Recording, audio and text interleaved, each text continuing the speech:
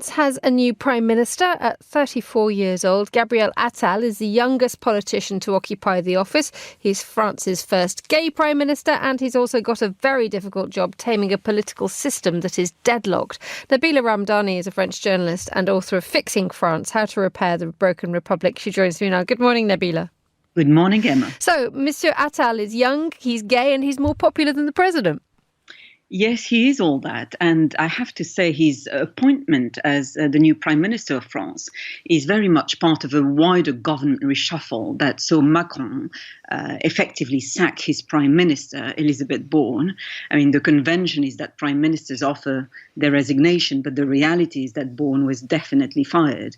And the idea is to inject new energy, if you like, in a failing administration, which is, it has to be said, having a difficult time in office without a parliamentary majority for the president's Renaissance party, and in the context of challenging European parliamentary elections ahead and the Paris Summer Olympics.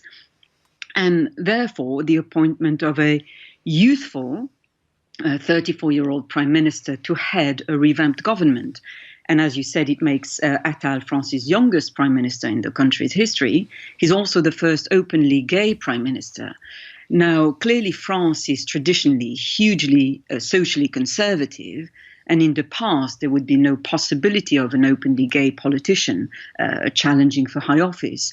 But Attal's appointment as prime minister shows that this has changed to a certain extent. But of course, the biggest test is the kind of nationwide vote that would happen in the presidency. There has never been a woman president of France, and all previous incumbents have been white men from pretty much the same social background.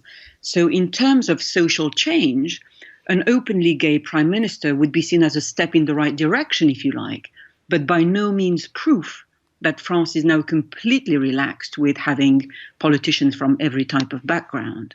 Because in absolutely practically every other sense, Gabriel Attal is being accused by the opponents of Emmanuel Macron, Monsieur Attal, of being a mini-me. I mean, not only do they sort of look a bit the same because they have the same love of a slim-cut dark blue suit. They went to all the right schools, and indeed they have this shared lack of core ideology. They are both pragmatists. Absolutely. I mean, Gabriel Attal is often compared to Macron. Not least of all because the way they look, it has to be said, they both have that clean-cut boy next door look about them, which can work very well in a socially conservative country like France. Gabriel Attal, in terms of background, as far as his political background is concerned, summarizing his political background is remarkably easy because there's no great backstory beyond a very predictable career enjoyed by a young man from a very settled bourgeois background. And straight away, critics argue that this kind of profile doesn't sit very well with the current mood in a divided country where people regularly take to the streets to complain about social and economic injustices. Attal's early ambition when he was a very little boy was to be a Hollywood star. And that's because his late father worked in the film industry. He was also extremely wealthy, and he left Gabriel a large inheritance when he died in 2015. It was an early inheritance, so that obviously gave him a lot of confidence to do what he wanted in life. At a very young age, he was, making lots of appearances in the media, and because he was an extremely articulate and focused young man, in the same way that Macron studied drama, for example, and had artistic ambitions himself.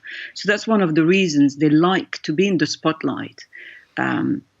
Education-wise, Attal did everything right, moving through the private French education system to the best universities in Paris, including Sciences Po, which is an elite political graduate college that trains the ruling classes.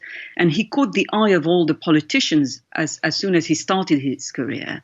For example, at the age of 23, he was already given a full-time job by the then health minister herself in her cabinet, who also happened to be the mother of one of his classmates. Nabila Ramdani, we'll have to leave it there. Thank you so much for joining us on Monocle Radio. You're listening to The Globalist.